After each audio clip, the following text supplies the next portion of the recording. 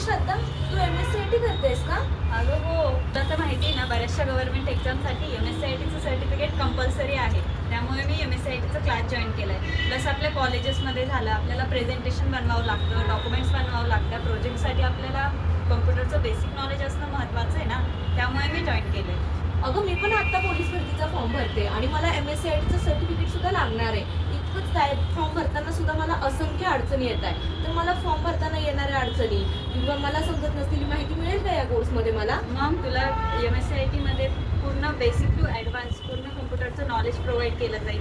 Plus तुला AIचे tools पण शिकवले जाणार आहेत. ओके, अगं मग मी पण जॉईन करून घेते ना. कुठं केलाय तू जॉईन कोर्स? मी का इन्फोसॉफ्ट कम्प्युटर्समध्ये जॉईन केलं. आणि कुठे इन्फोसॉफ्ट कम्प्युटर? आपलं इन्फोसॉफ्ट कम्प्युटर्स आहे अशोक स्तंभवरती, first floor, Vitthal park, Gangapur road, Nashik येथे.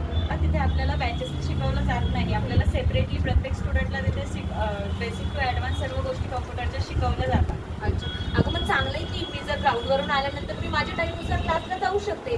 बऱ्याचदा काय होतं की बॅच शेड्यूल असते आणि त्याच्यामुळे क्लासला जाणं मिसून जातं. पण जर असं असतं की पर्सनली आपल्या वेळेत ते आपल्याला टीच करणार असते तर यात माझा पण फायदाच आहे ना. मग आपण नक्की उद्या माझं ॲडमिशन कन्फर्म करूया.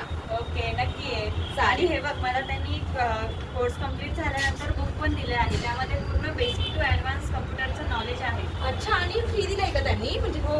ओके, बघू. छान आहे का, यात सर्व बेसिक टू ॲडव्हान्स माहिती दिलेली दिसते. हो. आपण नक्की उद्या जाऊया आणि नक्की माझं ॲडमिशन कन्फर्म करूया.